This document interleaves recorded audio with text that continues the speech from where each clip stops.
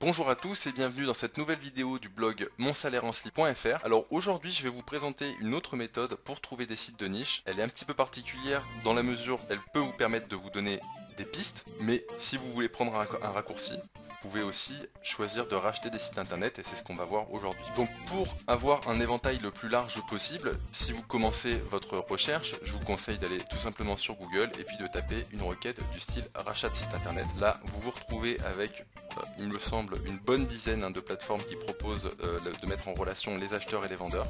À titre personnel, moi je passe essentiellement par vente to site, tout simplement parce que d'expérience, même si peut-être que ça a changé depuis quelques temps, je ne sais pas, les vendeurs les plus sérieux sont sur vente to site. Historiquement, il me semble que c'est le premier à s'être lancé et surtout, c'est une plateforme qui oblige les vendeurs à payer pour être visibles sur la plateforme.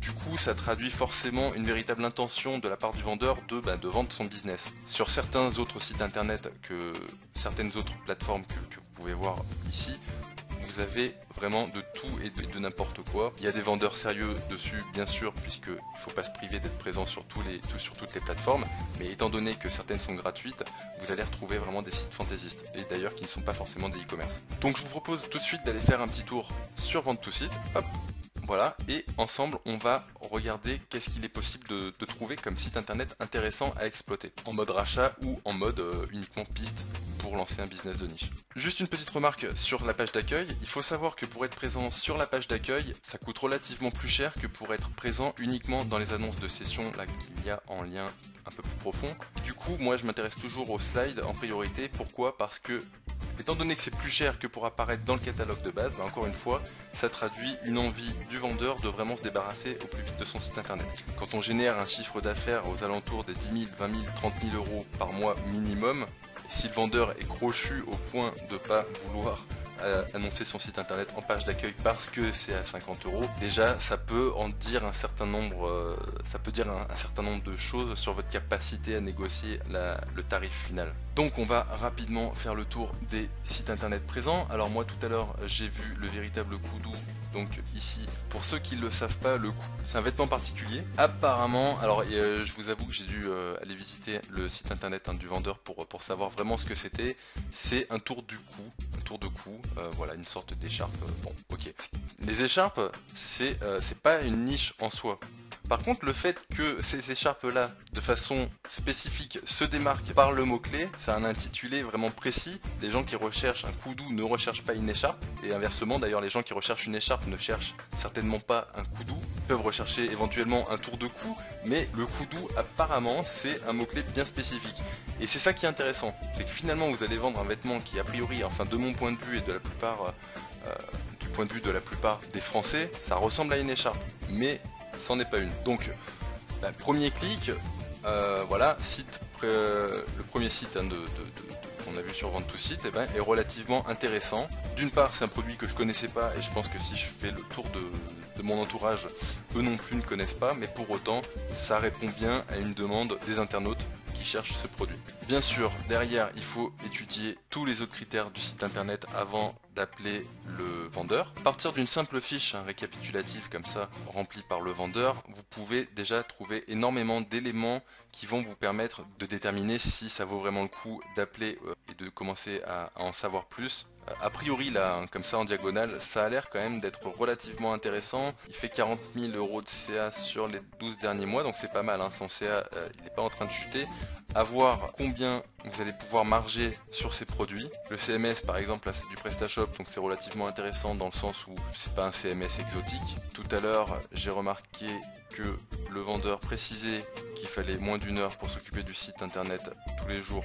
Donc ça c'est cohérent à ces types de boutiques en ligne qu'on cherche à racheter, parce que je pars du principe que vous êtes tout seul derrière votre ordinateur et que vous cherchez à monter des petits business. Là, il précise aussi qu'il faut aucun salarié, enfin qu'il a aucun salarié, et du coup bon voilà, ça confirme bien l'idée qu'on se faisait au début, il est tout seul derrière son site internet, donc c'est parfait. Je vous invite à aller checker les positions de son site internet sur les mots-clés qui sont déclarés ici, ça peut être relativement intéressant. Et donc voilà, deux possibilités, ou vous prenez contact avec cette personne pour en savoir plus et éventuellement racheter ce site internet là. Ça peut être un très bon point de racheter des sites internet dans la mesure où finalement il y a très peu de choses à faire pour que le site continue à rapporter de l'argent. Le site, il est en place, il a un CA qui est vivant, donc c'est plutôt un bon plan, a priori. Encore faut-il connaître le prix de vente, ce qui n'est pas le cas là. Ça, c'est une première solution, mais vous pouvez aussi, voilà, vous dire, allez, je lance un site qui va vendre ce type de produit et vous positionner sur ce type de mots-clés. J'ai même pas besoin d'aller vérifier sur Google AdWords, quel que soit l'outil, pour être sûr et certain que là, on est face à une niche. Ou alors, je me plante complètement. Je vais pas prendre le temps d'aller vérifier maintenant. En tout cas, la piste, elle est là. On va prendre un autre site internet rapidement. On va essayer d'en trouver un autre. Ça, de matière première pour la création de bijoux. Ben, pourquoi pas? Alors, bizarrement, quand j'ai cliqué dessus, je pensais que ça allait être foireux, hein, parce que les bijoux fantasy, c'est compliqué. C'est compliqué, même si on marche très bien sur les bijoux fantasy, le prix de vente final est tellement faible que finalement, même en margeant x10, vous vous retrouvez avec 3 € dans la poche. Enfin, c'est pour l'image, hein. Donc, on va pas aller étudier celui-ci, mais là, c'est de la vente de matières premières pour la création de bijoux, et pour le coup c'est peut-être une niche à voir s'il y a des mots-clés qui se dégagent par rapport aux besoins des internautes qui veulent des matières premières pour créer leurs bijoux. Ici on est sur des pièces de frigo. Alors, vente en ligne de pièces détachées de matériel frigorifique. Alors pourquoi pas, on va pas les regarder non plus. Alors là le prix de cession par contre est relativement important, 99 400 €. Alors même si le CA derrière il est ok et que donc le prix de vente est justifié, je pars du principe que vous n'avez pas forcément 100 000 € à mettre dans un business, surtout si vous commencez. Donc je vais rapidement zapper. Print moins cher, bon bah écoutez, pourquoi pas, à la limite il faut voir. Bon là ça me tape pas dans l'œil comme ça. Centrale carte grise, alors ça c'est un bon truc. Le problème, le gros problème, il me semble que je l'ai déjà vu ce site internet là passer, juste pour parler de la thématique en général, c'est que il y a un certain nombre de plaquettes, alors pour traduire, il y a un certain nombre de référenceurs qui sont déjà positionnés sur ce genre de thématique, qui sont donc devenus relativement concurrentiels, et donc c'est pas forcément un business sur lequel je vous conseillerais de partir. Photo sur gâteau, alors là encore une fois je trouve ça intéressant, mais à 50 000 € ça fait peut-être un petit peu cher pour se lancer. Alors je veux chat.com, alors le concept est pas mal, ça peut sembler être bien, le domaine de la vente en ligne de produits pour animaux. Le gros souci qu'il y a, alors je connais pas hein, son chiffre d'affaires, son trafic, etc., c'est que ça n'a pas l'air là comme ça de prime abord d'être une niche.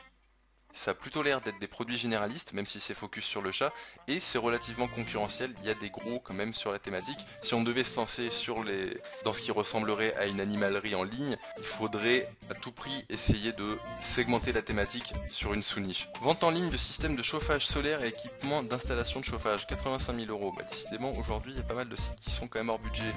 Jewel, site internet de bijoux, concept unique en France, un bijou par jour à 0 €.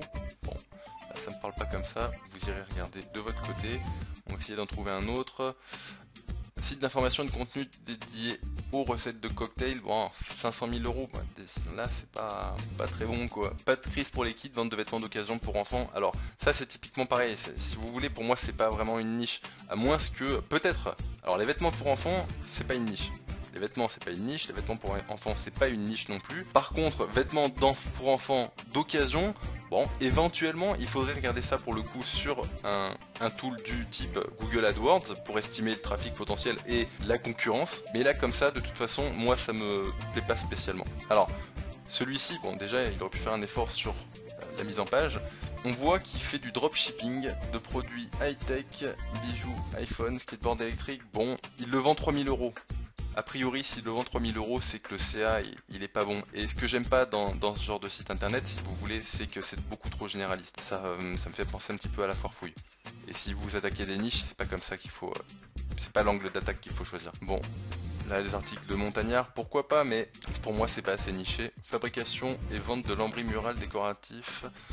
Pareil, les stickers, c'est pas une niche contrairement à ce qu'on pourrait penser de base. Il y a quand même des gros acteurs dessus, à moins de faire des stickers spécifiques, mais là c'est pas le cas. Coton bébé est un site e-commerce 100% dropshipping, le fournisseur livre directement. Alors c'est intéressant hein, le fait que ce soit en dropshipping. Le gros souci c'est en fait, il n'y a pas de dropshipping contre e-commerce, c'est juste qu'à un moment donné, ça va dépendre de votre capacité à pouvoir vous approvisionner et à amortir si jamais ça fonctionne pas bien. Voilà, avoir une certaine somme qui est bloquée dans votre stock, bon, c'est jamais très agréable. Donc le concept du dropshipping, j'aime beaucoup. Le gros souci, c'est que bien souvent, les partenaires avec qui vous allez travailler en dropshipping ne travailleront pas qu'avec vous. Et du coup, ça veut dire ce que ça veut dire.